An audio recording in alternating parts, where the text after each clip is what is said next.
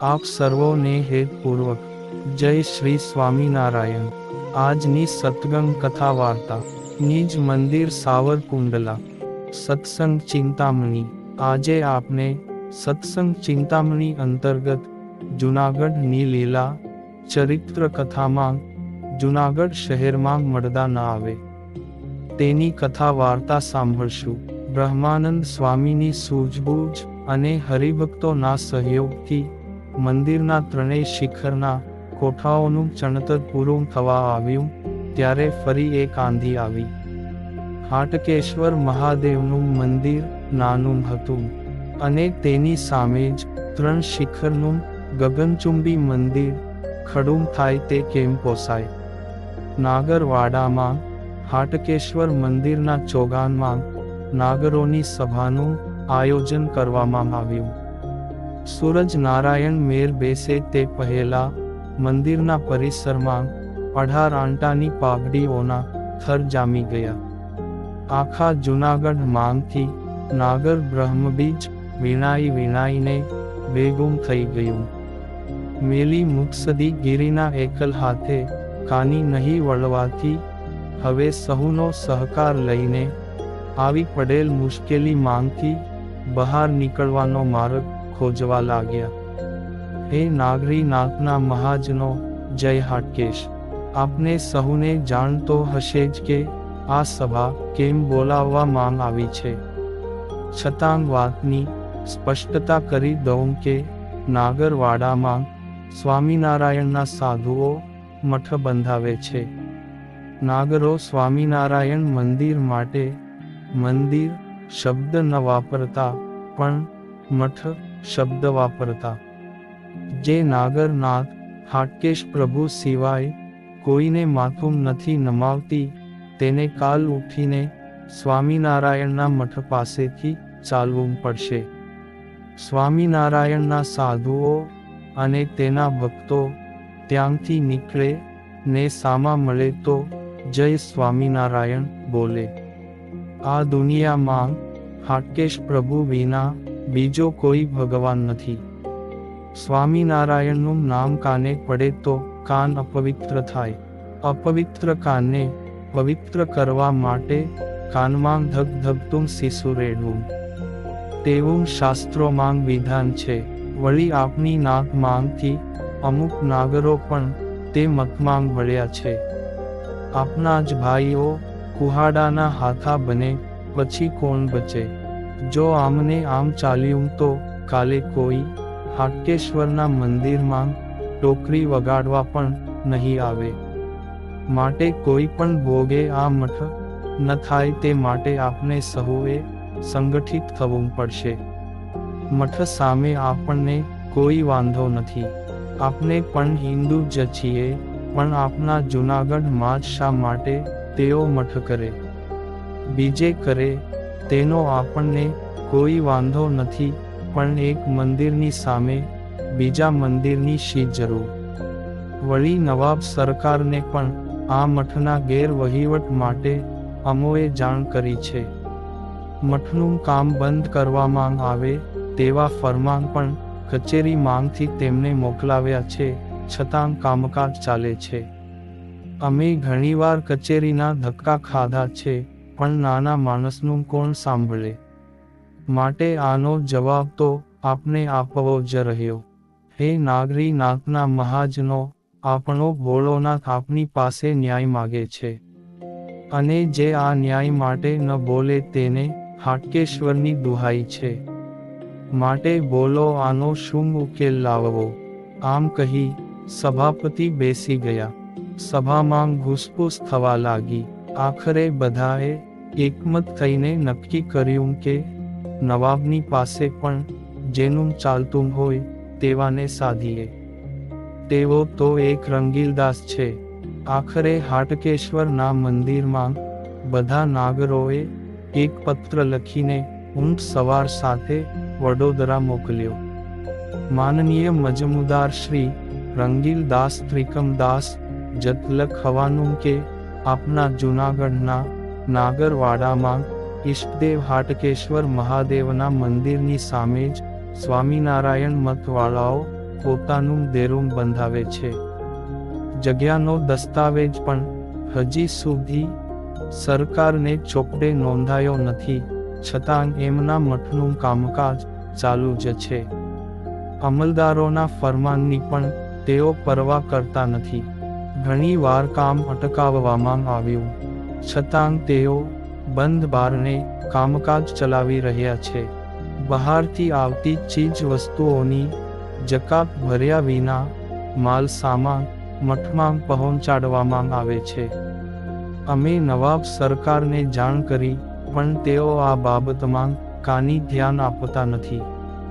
ઉલટાનું તેમને છાને ખૂણે મદદરૂપ થાય છે. આપ તો ગાયકવાડ સરકારના કામકાજમાં વ્યસ્ત હશો, છતાં આપનું વતન કહેતાં જૂનાગઢમાં આવો ગેરવહીવટ ચાલે છે. માટે ઘટતું કરવા આપને જાણ કરી છીએ. લી. જૂનાગઢના નાગર મહાજન સમસ્ત પત્ર વાંચતાં જ રંગીલદાસના રૂંવાડા સમ કરતા ઊભા થઈ ગયા. પોતે વડોદરા આવ્યો અને પાછળથી મંદિરનું કામ ચાલવા માંડ્યું તે જાણીને ક્રોધનો દાવાનળ ભભૂકી ઉઠ્યો. એ સ્વામિનારાયણ વાળા શું સમજે છે એના મનમાં? રંગીલદાસ જીવે છે ત્યાં સુધી મારા વતન જૂનાગઢમાં તેનું મંદિર થાય.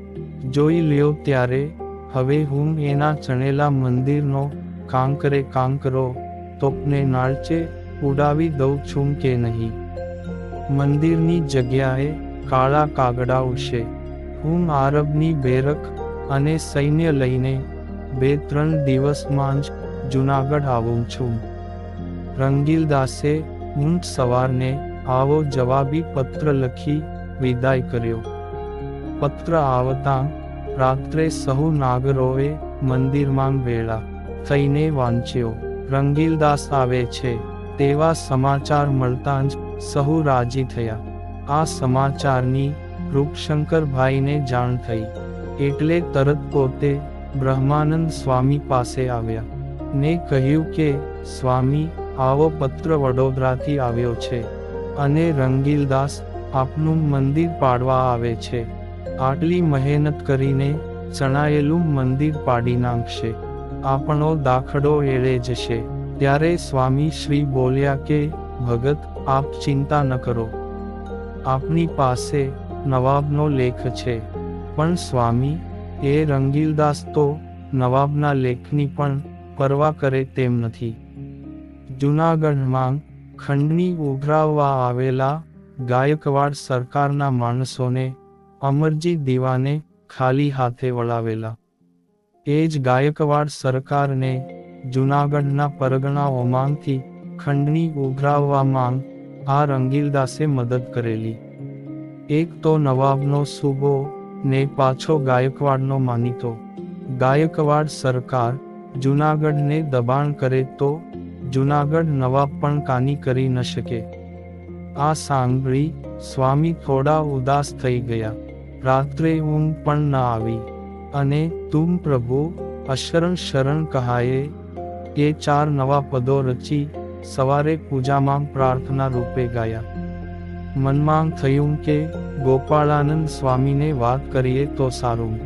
ગોપાળાનંદ સ્વામી ત્યારે પૂજામાં શાલીગ્રામ ભગવાનને તુલસી પત્ર ચઢાવતા હતા.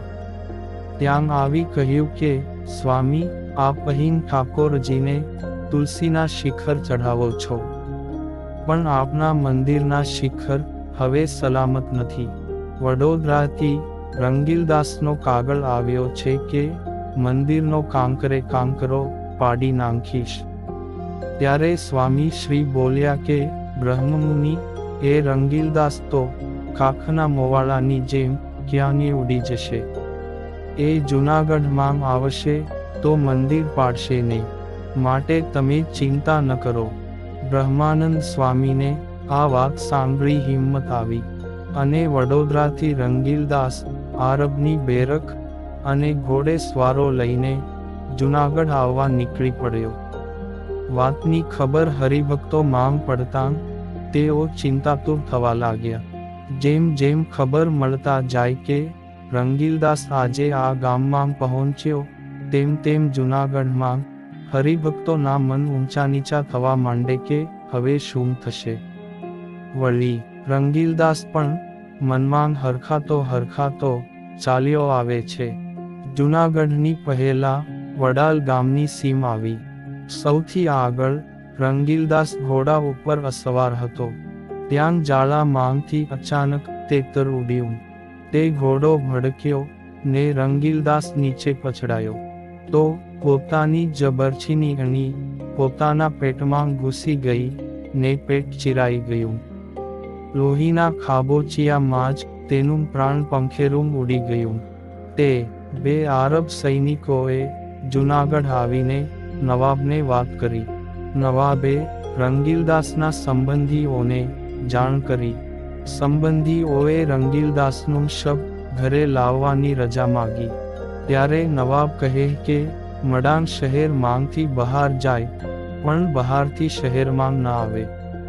મડદા રાજ્યમાં લાવવાથી રાજ્યનું અમંગળ થાય, માટે તેને શહેરની બારોબાર લઈ જઈને વિધિ કરી નાખો.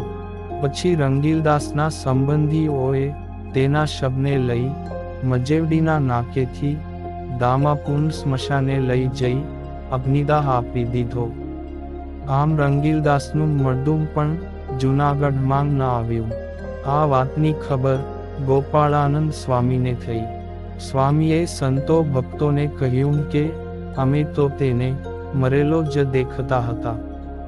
આમ આવી ઉપાધિઓ વચ્ચે પણ બ્રહ્માનંદ સ્વામીએ મંદિરનું નિર્માણ કર્યું હતું. અને હવે પછીની કથા વાર્તા આપને આગળના ભાગમાં સાંભળશું. અત્યારે આપ સર્વોને ભાવથી જય શ્રી સ્વામિનારાયણ.